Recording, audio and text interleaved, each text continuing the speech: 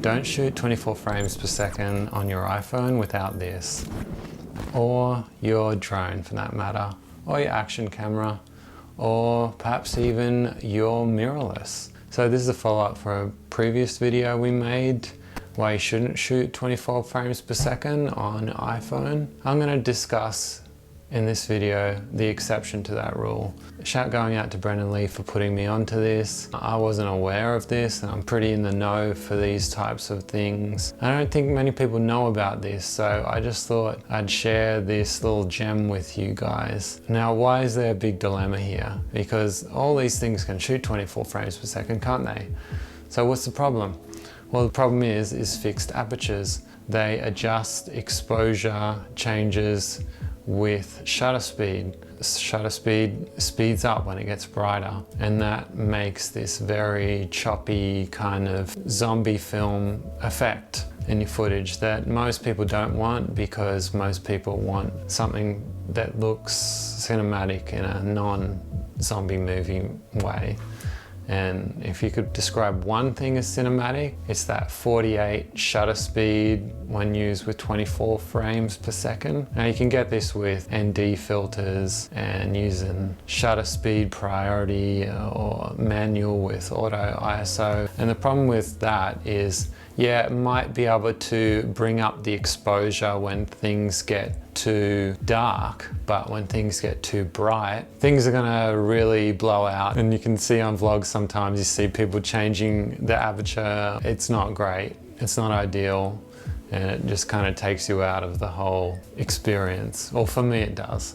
Now the third way you can do it and have it look good is using the Real Smart Motion Blur plugin. Now, I'm not paid to promote this, I just want to share this information. This plugin's been used on feature films like The Fighter and perhaps a few others that we don't know about. It looks great. I'm so happy with this thing. It's opened up a lot more opportunities for me because I'm very put off by that staccato type shutter speed effect. And it's better to not use 60 frames per second if you can avoid it. I'll just show you some examples, and you can see here that things are very stuttery and they don't look nice. And here with the rendered clip, it looks like you were shooting with the 24 frames per second, 48 shutter speed rule. It just looks like you did it in camera. If you stop some frames of it, you can see the rendering, the outline behind the hand. It looks pretty cool, hey? You'd never notice that kind of detail unless you'd pause it, but it just looks great when you're playing it. It makes me appreciate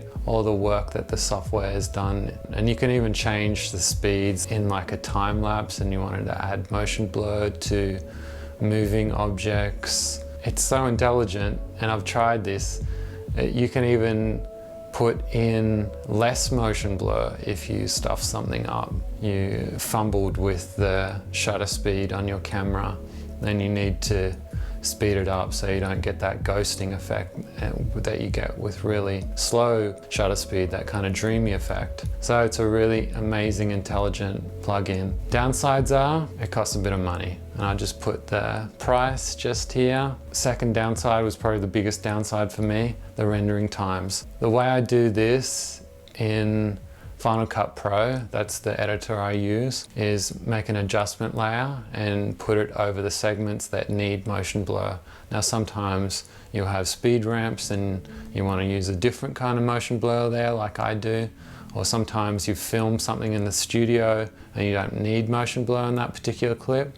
You just adjust the adjustment layer to the clips that you need it adjusted to. But the rendering times are pretty bad, so it's definitely something you want to do the last thing after you've done your color grading and you're ready to go for bed, and you just put this on render. It's kind of like downloading things overnight like we used to do in the old dial-up days. For those who remember those days, we're old enough. I'm turning 37 this year.